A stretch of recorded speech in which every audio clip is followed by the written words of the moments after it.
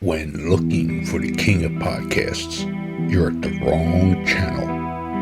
Well, excuse me!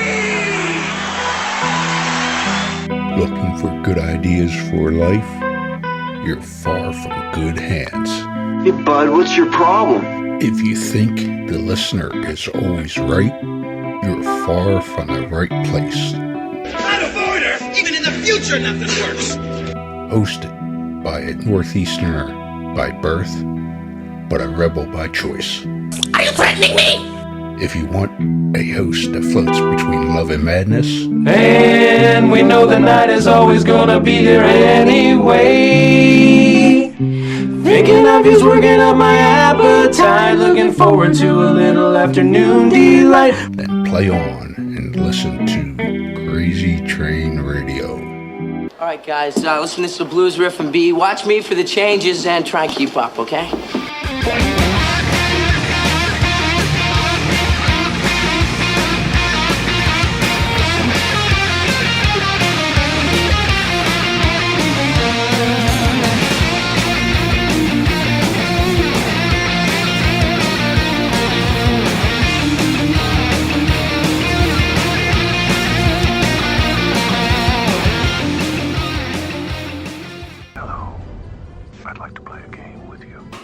Within the gaming world, there are your general gamers, but then there are those that enjoy the dark underbelly of gaming. If you're one of those that enjoy the dark underbelly of gaming, we certainly got the place to send you.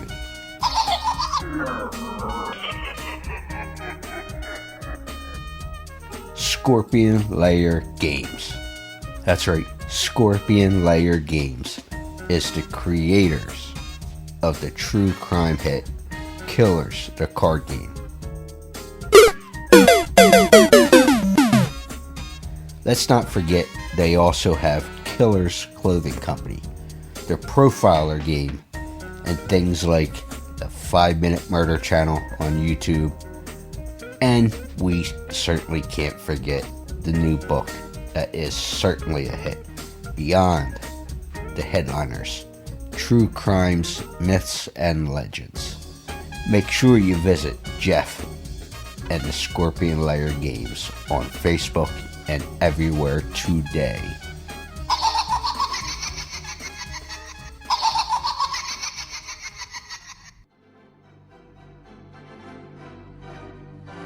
Also want to give a quick thank you to our friends over at Ultra Pro, who is the leading manufacturer and supplier of sports, comics, and memorabilia storage. Whether it be card cases, sleeves, top loaders, or travel gear, you name it. We are also going to be working with Ultra Pro in the next few months to do some special giveaway packages for the holiday season coming up in a few months, so stay tuned. Make sure you check them out at ultrapro.com.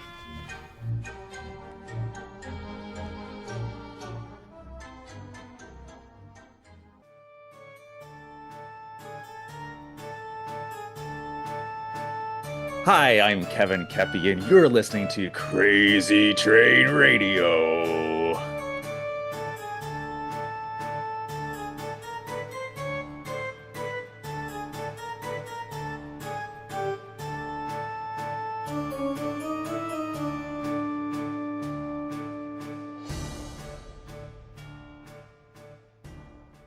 Hey folks, it's your least favorite host in the podcast world, Croc, Jonathan Steele. And boy, do we have a good one for you today.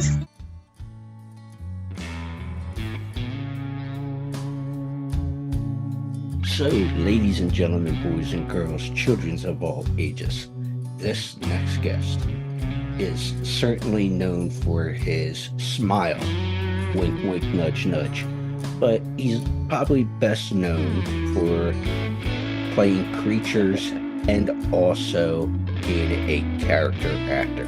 But we'll get into all that in our little bit of time here with him. Yeah. Mr. Yes. Kevin Keppy. So, sir, how the hell are you in this spooky season? I'm good. Yeah, good. Living the nice Halloween season. It's officially cold here in Los Angeles now, so that's great. It's taken all month to get to this point, so it's good. And catching as many spooky, scary movies as possible. Right on. So obviously, I got to ask before we get into the professional side of things, what is it like in your neck of the woods as far as Halloween goes? Do you see like a lot of trick-or-treaters, or does the neighborhood decorate? What's the story in your neck of the woods? Right in my neck of the woods. I did notice they did a lot of trick-or-treating around my area last year, but they shoot a bunch of commercials over here. Nice big houses, big lawn, so it's a nice area for them to go, which is awesome. I'm so down with it. A lot of the houses around here are definitely decorated, and I'm here in the San Fernando Valley in LA, so it's yeah, and I love it. I always go to Burbank to look at Lake every year, and it's just always amazing over there, and those guys do it right. Absolutely. Yeah. Well, what about where you're originally from? Because for folks who don't know, you grew up a good chunk of your youth in the Ozarks over at Springfield, Missouri. So how was a spooky season like in that area? It's great. Springfield is a very community oriented town and area, and I know where I used to live outside downtown. There's a lot of really pretty trees all around, and I love to drop their leaves this time of year. So right now it's smelling like fallen earth or cold ground, and it's just perfect and ripe for Halloween and it's that kind of season stuff, and people decorate very well, and it's really fun. And yeah, yeah, in the Midwest, I think they do it right as well. So yeah, I love this time of year. Right on. So, I made the joke with the introduction there, being known for your smile, Hmm. but which is true, but I had to go a little tongue in cheek because Yes. you were involved with that hit from Paramount that was supposed to be on Paramount Plus. And yes, I'm saying Yes. that because we tried to record this yesterday. But yeah, I'd like to be honest with everybody. But so, you moved from what I understand, you moved to LA from the Midwest about Hmm. 6 years ago. Then we hit COVID, which made things so Hmm. much fun. Hmm. So, what was the casting process like for you to be cast as Nightmare Mom? It was probably a little untraditionary, I would presume, uncustomary for a lot of things. Definitely since COVID, for better or worse, have definitely gone to more self-taping. A lot of things over Zoom and whatnot, less in-person stuff. So there are good things and bad things about that. It's much easier to do your self-tapes at home and then get called in for callbacks in person. So I like that system personally. But for this one particularly, the casting director of Paramount reached out to me in an email and just asked if I could meet with a director of a upcoming film that evening and over Zoom. So I went home, turned on my computer as fast as I could, and opened up Zoom. And so I just had a meeting with her and Parker Fenn, the director, writer of Smile. And it was just the two of them, and they recorded it for them to show the other producers of the studio, and just talked and hung out a little bit on there about what's going on. And it was a great time. And they had me do a couple different movements and motions in my living room. So I was totally not set up for it, but thankfully I had enough room, and so it was very fun to be choking in an invisible girl on my floor with conviction and purpose, and and it was a good time, and so it was fun, and so that's how eventually how I was cast in that film. Right on. So obviously, like I said, we were trying to do this yesterday, but for Yeah. some odd reason, the spirits or whatever didn't want us to do it with, Hmm. Wi-Fi and all that fun shit. It's all there, black and white, clear as crystal. You get nothing. You lose. Good day, sir. But Hmm. what's the response been, would you say, when you interact with people on social media or some of the conventions you've done and et cetera, et cetera. What's that been like? For Smile particularly, or for my character in Yeah. Smile? Okay. Yeah. Overwhelmingly amazing. People really dig the movie. I really enjoy the movie. I think they did a wonderful job with it myself. And yeah, I'm just so grateful, so happy to be a part of it, and so happy and grateful to hear from other people and hearing and get messages out of the blue saying like, "Hey, I just watched Smile for the first time, and I watched your scene, and you scared the heck out of me, and congratulations!" And and so it's just really awesome when you get to do something that has an emotional, energetic impact on people, and that's why I thrive and love to do is that.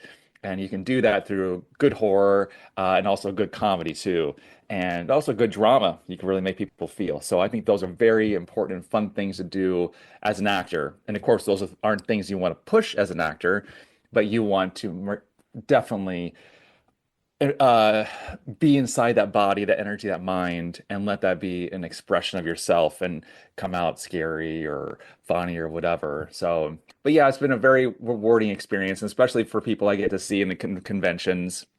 They're excited, and and I'm excited for them because I'm a big horror fan as well, and I love good scary movies, and especially really good ones. Sometimes it's hard to do a good horror movie, just like it's hard to do a good comedy film, sometimes because you can't always push it. Sometimes it's luck, and sometimes it's just really coming down to doing it authentically, with conviction and having fun with it. Well, speaking of that, being a horror fan and stuff, hmm what would you say your favorite horror franchise or film or films might be? Because I know you mentioned about catching as much as you can hmm during this time of the year. hmm Horror franchise. I don't know if there's a horror franchise, but I know that definitely some top ones are always John Carpenter's Halloween, The Exorcist, Scream. It's definitely a ritual. I love it. One year I watched Halloween 5 times in a row in one day or a few days, and same thing with Scream. And this year I have a good list here I have going on. So those are a lot of the ones I love to watch, and definitely on Halloween itself, I usually always watch George Romero's Night of the Living Dead. Nice black and white. It sets the mood and tone for me for the day, and I just love it. That old traditional style of movie where a lot of things began for zombies and horror. Well, it's funny, and obviously this will be heard either on Halloween or the day after Halloween, but hmm we started it during COVID, but and been around since 2012, but hmm during COVID, I started hosting watch parties of different movies and stuff. And tomorrow we're going to go with Halloween 1 and 2, the traditional Cool. 78 and 81. So, hmm what or I should say, because a big deal as we're talking here has been Yeah. the success of the Terrifier franchise Yes. as an independent project. And I think hmm they were hit over the $50 million mark last I heard with Bloody hmm Disgusting and such. And it's the all-time ranking independent film in hmm theaters. So what's it for you as a horror fan, but someone who's also in the business to have seen something have so much success without the big budget studios pushing a project? I love it. I love it. It also gives a lot of hope for independent filmmakers. The same deal I feel for Parker with Smile. It was his first feature film. It was a relatively low budget for Hollywood studio films, and it was a very big success. Just as the new Terrifier movie that just came out, and I love the first Terrifier movie. It's just really good. So a lot of those movies. Of course, I saw the Blair Witch Project in the theater. I loved it. That's also it was made on like what, $20 or something, Yeah, jokingly. 2250. Yeah, 250. And Paranormal Activity, same deal. It was a very low budget film, and it's those movies that the filmmakers and the actors can really connect with and bring out, as I said before, like the authenticity. And that's what's needed in horror is to to let things breathe and be there, have it be authentic. Because if the filmmakers, the actors can bring it into the scene, to the whole overall project, the audience will respond positively. And some things, sometimes I think that big studios don't fully always get that. They're like, okay, we'll do the third of a series of excuse me, like a Halloween movie or something, or Friday the 13th or whatever the example is, and they just kind of shoehorn it in pretty much to just kind of push it through.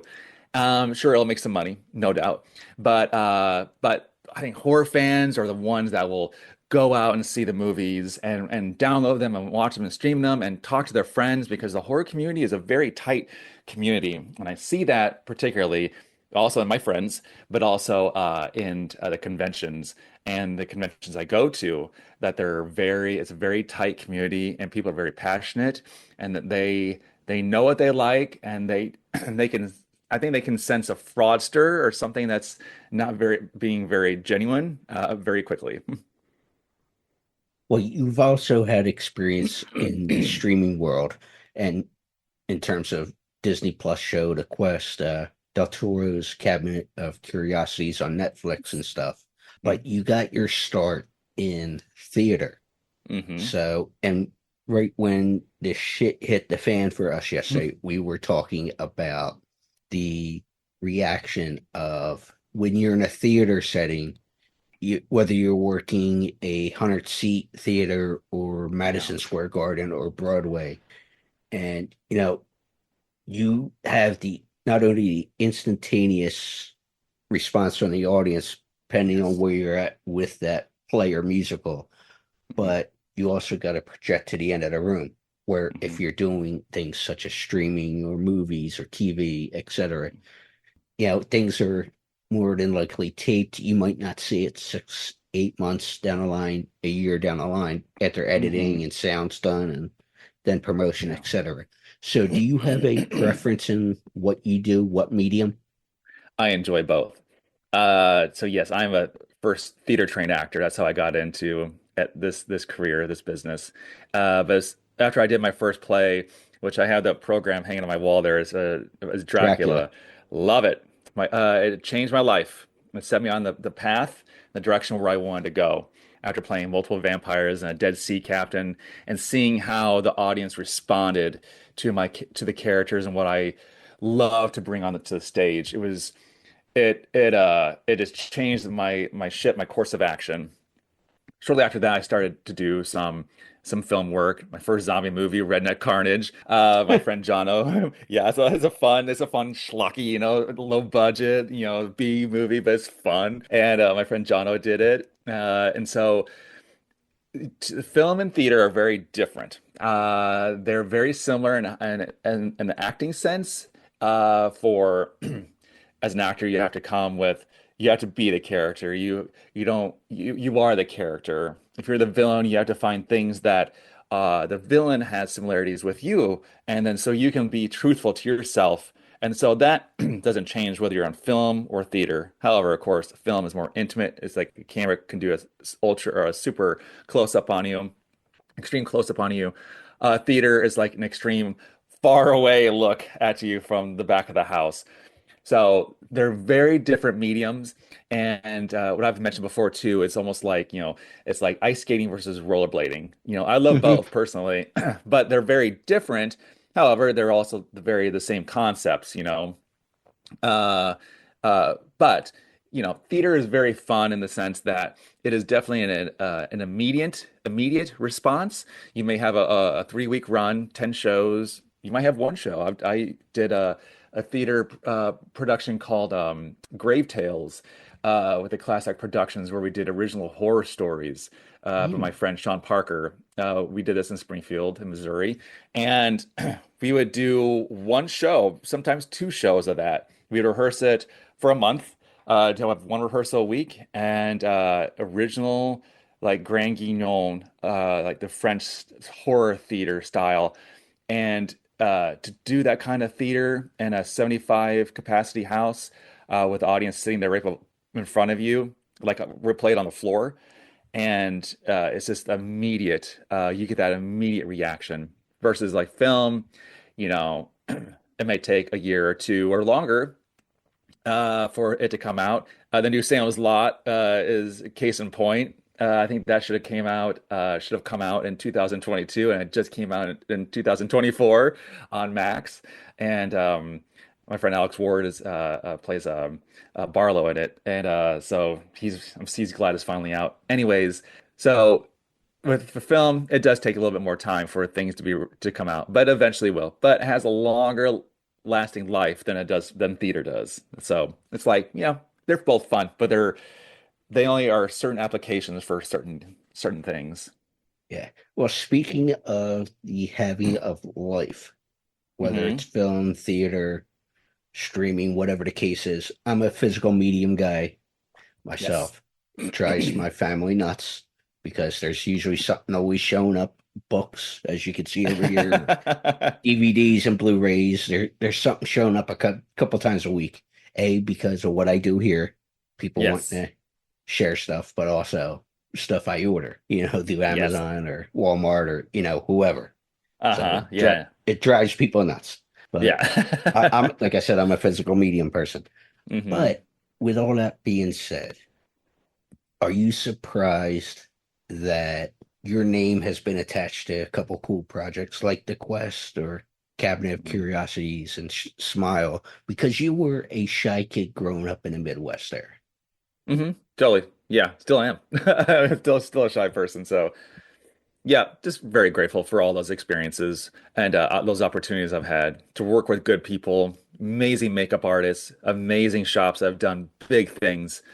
You know, LA is such a big town for all that stuff, and particularly to have those uh, amazing experiences during a time of the industry where the industry has been suffering a little bit the past 5 years since COVID, and Still then recovering, yeah. still recovering. The SAG strike last year, the IATSE strike this year, and interest rates and everything else going on. It's been very challenging. So for me to be able to get any work during that time, I'm just very grateful for, and to be able to connect with others, to grow, and to collaborate with others. I'm just so thankful and grateful for all that amazing stuff. And of course, I just wanted to continue. But yeah, so I'm very, very, very blessed in that sense to be on Smile or Cabinet Curiosities, and there are lifelong experiences and memories I'll always have. Well, speaking of being a shy kid growing up, and you just said that you're still got a little bit of a shyness to you. Do you find that allows you to be a better character actor or creature under the makeup and different things like that? You're able to express yourself if you're in prosthetics or makeup and than you would just as you sit as Kevin now. True. Yeah, it is. I see the more I look at reasons why I do what I do, and I can definitely see that definitely being behind a mustache or glasses for doing character work or a big prosthetic, big foam head or whatever, it really allows me to be transformed into this other person, entity, creature, monster, thing from beyond, it gets me to be outside myself. I think it allows me to become a little bit more comfortable with being part of the larger world. It's always been something I've had to work on and to get better at, to be less introverted and, to have a good balance between being extroverted and introverted, and to get past that shyness because that is often like a default for me to go into and to be quiet or shy or whatever. But, so that's just one thing, just evolving and growing. And that's what the amazing thing about doing acting, and that's why I pursued it, was so that I can get outside of my box, because I needed to be able to express myself, to articulate, to enunciate words, to project, and to have the courage, strength, and faith and confidence in myself. And that is exactly what acting and my acting has done, and doing theater, and to do it with other people and to help other people in that regard and see how they grow.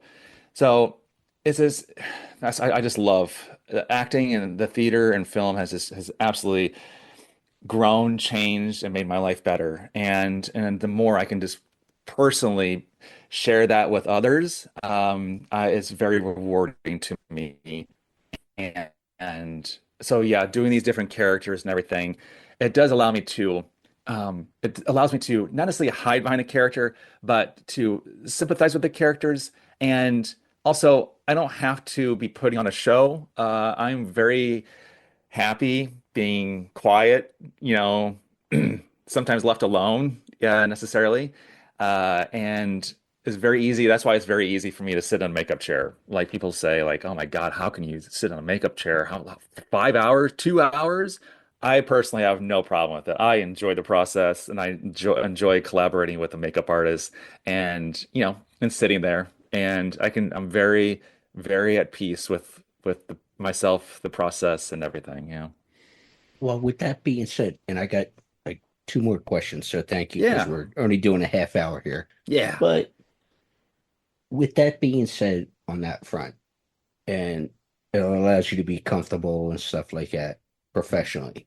But when you are in a case of, say, sitting in your house or I don't know if you're dating or married or what, are Hmm. you comfortable with yourself to be able to form these different relationships as far as to have a dating life or social life or, I mean, to the non-professional stuff to be Kevin, if Hmm. that makes sense. Yes, Are totally. you comfortable with yourself on that standpoint? Great question. Yes, I am. Absolutely. Yeah. And definitely theater and everything and film work has definitely helped me grow and be a more confident, strong person to for who I feel that I am and that I'm further becoming. So I'm very comfortable and very glad and grateful for my own personal progress. And yeah, and I love connecting with people, socializing, being part of the community, and I think it's very important, and especially to know that in my past per se, it has always been more challenging and difficult for me to want to be involved, to not just want to stay home and game all weekend, to get involved, to be a part of something, to grow, change, um, be a part of this world, and I see it definitely as a very strong and important thing for me to do, particularly since I had the older experience of background history of just like game being behind a computer screen for like days and weeks and and reading books and there's no problem with all that stuff. That's all very fine and good, but I definitely know um that I have the history and knowing what's good for me and where I want to go. Little compass. Yeah, you have to have a little be able to, and that, like you said, any of that stuff is good, but you Yeah, want to be able to have a balance to be able to have a totally. social life or relationship life, and these different, the whole kit and caboodle, not just Big one time. as Yes. aspect of things. Hmm. And I guess last question for you, and I was thinking about this just a little bit ago, driving home to Yeah. set up to do this. You Yes. have a background with computer, or excuse, try this in English, computer animation and design that you got Yes. in Colorado. You got it. So, did you or do you find yourself, say, nerding out in a way, like because of the profession you're in, that Yeah. once they call cut, that you could say, you'll talk to the production people, you'll talk to the director to try to Mhm. learn other aspects instead of just doing things in front of the camera? Yes, absolutely. Yes, and good research. Yeah, so I graduated with a computer animation degree from the Colorado Institute of Art in Denver, and to do video game work or movie work. And so I love that technical aspect, and of course doing other stuff in computer for a long time for work I've done. So. I love doing behind the camera work, and that's something I would love to be able to do more. I definitely did that in Springfield, and there's a poster over here called Shadowbound. This is a production that my friend Nathan Shelton wrote and directed. I was a producer on that with him, so I got to collaborate with him on that. It's a It was a web series. We're turning it into a movie. So it is like a Lovecraftian 1920, 30 black and white silent horror film, and it's really fun, really good, and it's such a good response. And so I got to be a director on that, got to be a producer on it, and travel to go to different conventions or conventions like film conventions and around the country in Vancouver, and and screen it. So I love that aspect, the technical aspect. Granted, I don't know like much about lenses, all these different rigs and everything, but technically, I love all that stuff. Personally, like in theater, I mean, I love acting, but I also love directing. I love producing in theater. I love running lights and sound, being a technician, staging, striking, set dressing, all that stuff. The more involved I can be in the process, the more I enjoy it because it's just like film, be behind the camera, producing, you know, um, doing the clapper, all this stuff, coordinating schedules. I just love the whole process because it's all an art form, and then you're collaborating and you're creating with so many other people, and that's what I love about film and theater is that it's a great collaboration of art together. It's not just one person, and we're able to create something wonderful and magical that will stand the test of time in that regard. And so the more I can learn and be a part of that whole process, I just really enjoy it. Yeah. And so I just personally really, really love it. Last question. So, Yes. what is, whether it's personal or professional, and I think you just described a lot professionally there of the Yeah. behind the scenes stuff, but what is currently driving you? What's currently driving me for sure. Well, I tell you what, it's definitely um, the love that I get to uh, have like on set and with other people.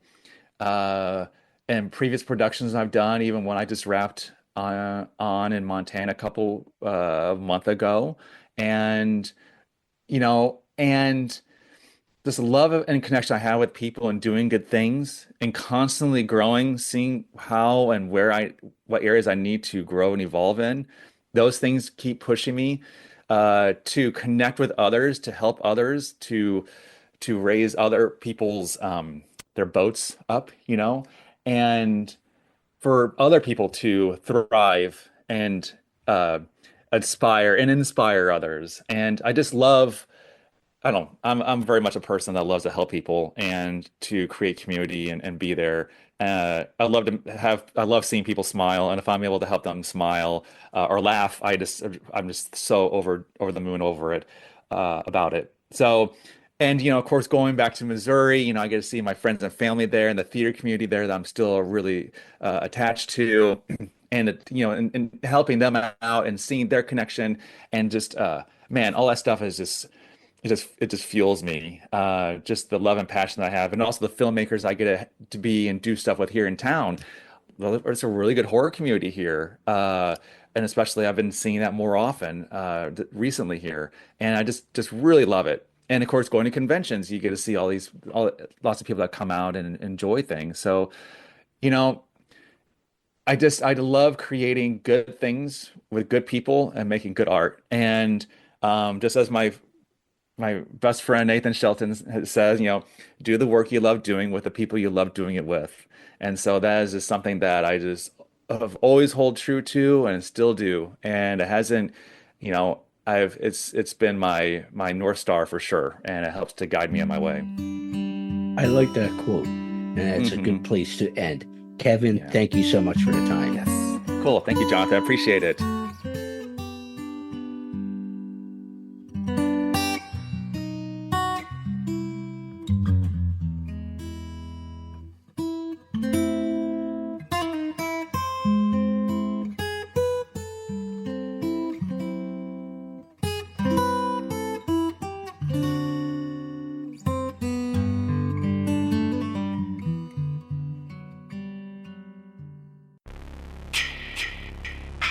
Hey there, Friday fans. We know how much you enjoy the movies. Enjoy grabbing your Friday merchandise. in interacting with the Friday family, whether it be at conventions or during our particular watch-alongs. Well, when you're looking to get yourself masks, why not check out our friends over at Camp Blood Customs out of New York State and order your specific custom mask from any of the films. All orders are made specifically. Your needs and wants are. Make sure you find Camp Blood Customs on Facebook, Instagram, and all over social media and order yours today.